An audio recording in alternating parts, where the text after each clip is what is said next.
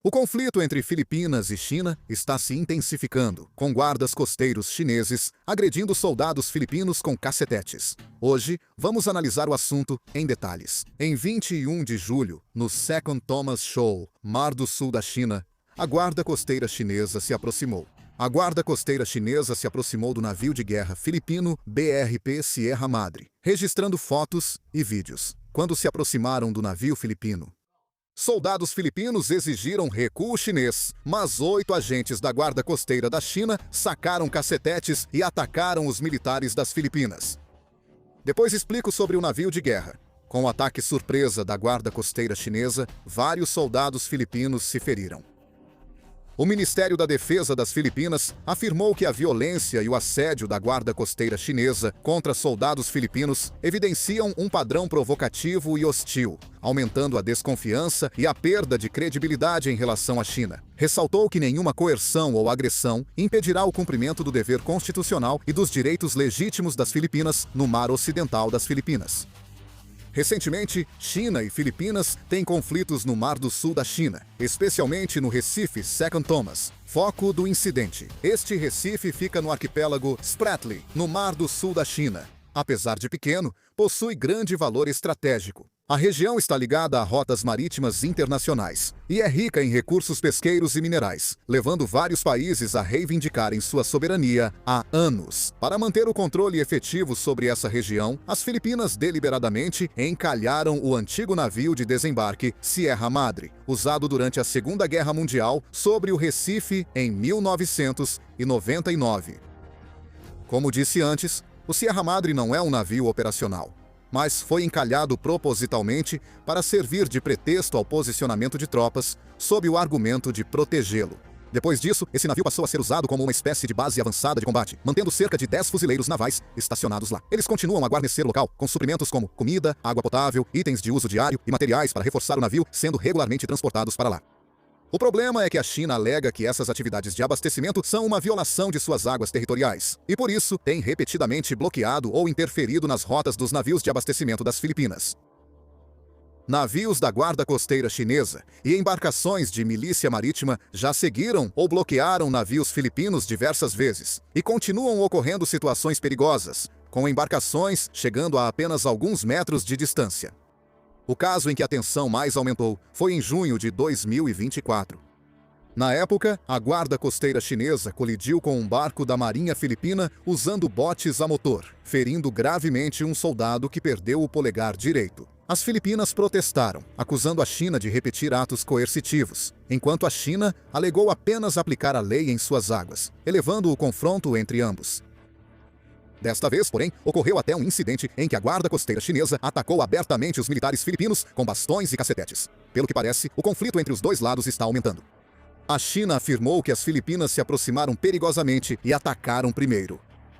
Segundo a China, durante o processo, membros filipinos teriam atacado primeiro os agentes chineses com remos e bastões. Após o incidente, a China acusou as Filipinas de distorcer os fatos e culpar injustamente a China, e pediu o fim da propaganda contrária à realidade. O conflito entre China e Filipinas agora se estende além dos confrontos militares, alcançando uma guerra de opinião pública e psicológica. Um vídeo de IA divulgado pela mídia estatal chinesa causou controvérsia internacional.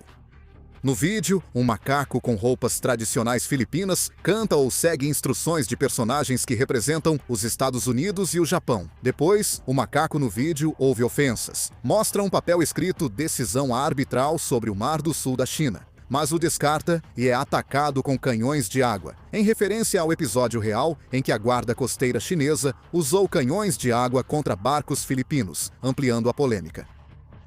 O momento em que esse vídeo foi divulgado também foi especialmente sensível. O vídeo foi publicado no dia em que as Filipinas celebravam o 10º aniversário da decisão arbitral do Tribunal Permanente de Arbitragem Internacional sobre o Mar do Sul da China, favorável às Filipinas. Meios de comunicação e especialistas filipinos afirmam que o momento foi escolhido de propósito para zombar das Filipinas, não sendo coincidência. Acima de tudo, a polêmica cresceu porque não foi um internauta comum, mas uma conta da mídia estatal chinesa que publicou. Como há uma forte percepção de que é difícil dissociar isso do próprio governo, nas Filipinas houve reações em série considerando isso como um insulto nacional. O Ministério das Relações Exteriores das Filipinas protestou, classificando o vídeo como racista, ofensivo e totalmente inaceitável, indo além do desconforto. Depois, exigiu que a China retirasse o vídeo e solicitou dignidade e respeito mútuo na comunidade internacional. O Ministério da Defesa das Filipinas foi muito mais duro em sua opinião. O ministro da Defesa, Gilberto Teodoro, afirmou que o comportamento desumano do Partido Comunista Chinês atingiu um nível intolerável e destacou que isso comprova que a China não é um vizinho estável ou confiável. No meio político, alguns pedem resposta mais dura, alegando que a China agrava conflitos diplomáticos, enquanto o Ministério das Relações Exteriores chinês mantém postura mais distante. Afirmaram que o vídeo não reflete a posição oficial do governo chinês e não farão mais comentários. Como o vídeo foi feito e divulgado por uma mídia estatal, persistem controvérsias internacionais sobre a credibilidade dessa explicação. Em especial, as Filipinas, que são um aliado fundamental dos Estados Unidos, começaram a mudar significativamente suas políticas externa e de segurança desde que o presidente Ferdinand Marcos Jr. assumiu o cargo em 2022. O governo Rodrigo Duterte priorizava a cooperação econômica com a China e evitava conflitos sobre o Mar do Sul da China. Desde o início do governo de Marcos, ficou claro seu compromisso em defender a soberania e os direitos marítimos das Filipinas no Mar do Sul da China. Com o aumento das ações da Guarda Costeira e embarcações da milícia marítima chinesa, o governo de Marcos decidiu não ser mais passivo e ampliou rapidamente a cooperação militar com os Estados Unidos. De acordo com o recente acordo de ampliação da cooperação em defesa entre os Estados Unidos e as Filipinas, foram abertas bases adicionais para uso das forças americanas, e a escala dos treinamentos militares conjuntos também aumentou em relação ao passado. É muito maior, inclusive com Estados Unidos e Japão. Fortalece a cooperação de segurança com países como a Austrália, criando sistema conjunto para responder à pressão militar da China. Para a China, as Filipinas começaram a desempenhar um papel importante como base estratégica na política dos Estados Unidos de conter a China. Por causa disso, os conflitos entre os dois países também se tornaram muito mais frequentes do que antes. As Forças Armadas e a Guarda Costeira das Filipinas mantêm operações de abastecimento em áreas disputadas, enquanto a Guarda Costeira chinesa reage agressivamente, usando canhões de água ou colidindo com embarcações para impedir essas ações. O governo das Filipinas divulga essas cenas em vídeo para pedir o apoio da comunidade internacional, enquanto a China mantém a postura de que está apenas aplicando a lei de forma legítima em seu território.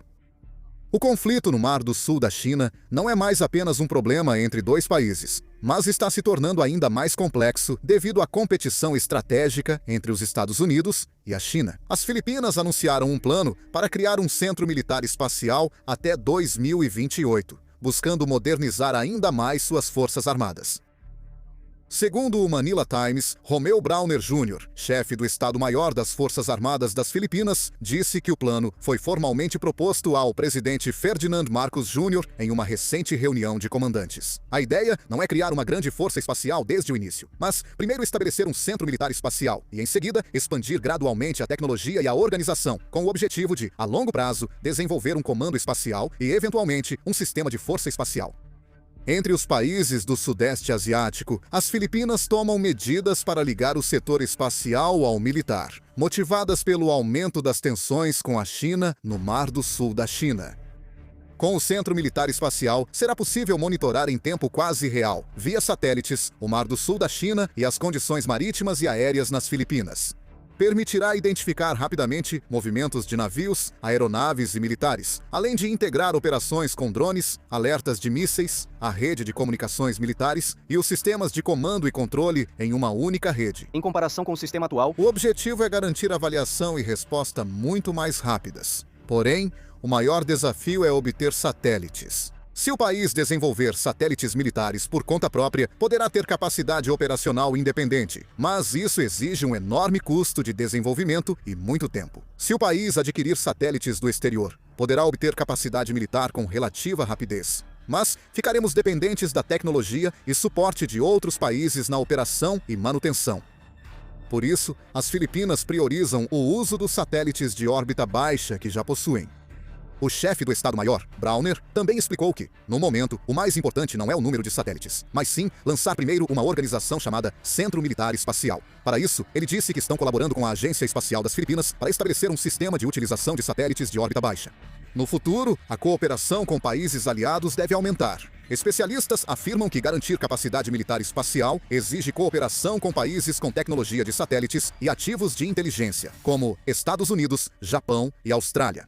Há também análises sugerindo que a longo prazo pode-se considerar até mesmo um sistema em que satélites de vigilância e informações de vários países sejam conectados em uma única rede para compartilhar dados em tempo real.